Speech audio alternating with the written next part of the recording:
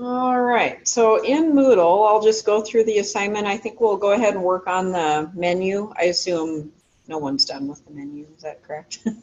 Okay, so if you need reminders about the menu, so it is located in the week of October 30th, or September 30th through October 6th, as far as the information. And again, there's some samples. We reviewed the samples on probably 2 times ago, a week ago it would be. And we'll wait for this one to show up here.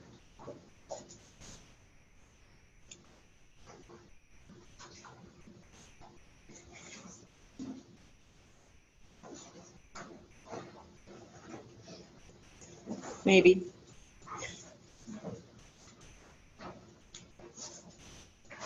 Okay, so remember, part of the instructions, you need to have 1 column and 2 columns. If you really want 3, you could do that. But the name up here is 1 column. Okay, so you can do something as simple as 1 column and then everything in 2 columns. This one has the specialty of the house. So there is, if you're using, you know, the text I provided, there is a special selection. There's some little glyphs, and you can add different glyphs, so that's probably several of them, and then group together if you want to group glyphs. So I'll just go into a blank document here, whatever size I have.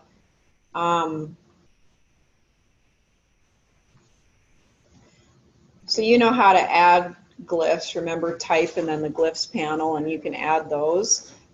There's object, and you know how you can select all of the objects together, so you can use your black pointer tool, so the top left arrow, grab all the way around them, so click and drag all the way around them, and then you can group that, and then that whole thing moves as 1 unit, as opposed to, oh, I've got the heart, and then I've got the line, and then I've got the squiggly.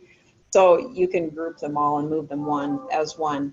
The other thing that you may want to know how to do, and I think we've been through this before too, is to arrange them. So if you want something in back of another, if you've got 3 elements, then you may have to do either send to back or bring forward.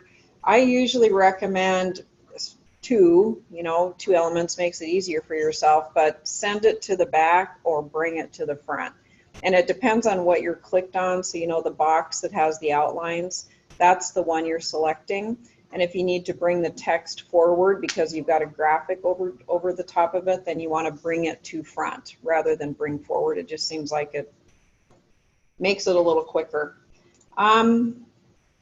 Anyway, there's a line, couple of different lines, and I think we discussed, you know, how to change the line style, and you've got a point value, and there's different styles of a line. You can choose the color of the line, and that's the stroke color. And again, you can get that through, you know, the color palette. Let's see.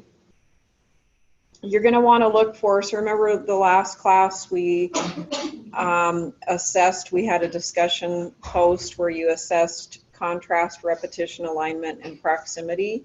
And you want to look for in your document, once you start, and I'd probably get the information in, kind of get it formatted and all that good stuff, but then really make sure that if each of my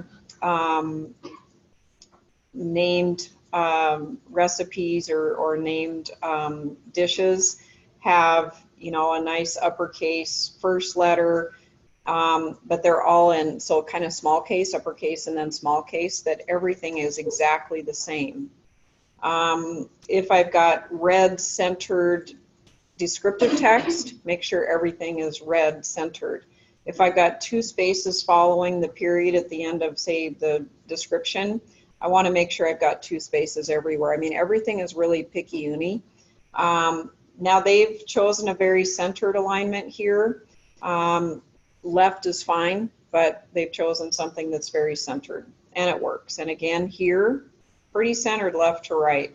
It does look like the left column is slightly smaller than the right column, and there's nothing wrong with that. So Even if you have a 2-column document, you can choose the width of those columns. They don't have to be equal. And I'll go ahead and close that one. And then layout. So as far as layout, margins, and columns, the columns are equal by default, but you can always move those around and adjust them, or just move your type so that it's aligned differently. So I'll go ahead and cancel that. Back here, another sample, and again, that was, you know, much more left aligned, so something kind of similar. Starters is the same as breads.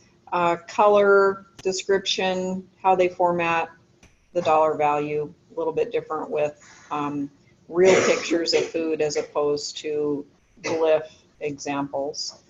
This one kind of combines both of them. And again, 2 columns, 1 column at the bottom. And the menu text, if you would like to use that menu text, you certainly can. I don't recommend leaving it formatted as I have. If you don't like uppercase for each of your dish names, chilled avocado, you can change it to sentence case. So that's available in Word, or I think it's available in this. You could do that in Word actually before you even move it in. That's really easy to do. Any questions on that so far? There's lots of examples online. If you don't like the samples you see there, go ahead and look online too. So we'll work on that for, I'm guessing, most of today. If by chance everybody's done, like halfway through, I'll start Photoshop. But I'm guessing you're not going to be halfway or all the way done by halfway through the class. So I will tentatively plan for the entire class today. Okay? And obviously I'll be here to help you.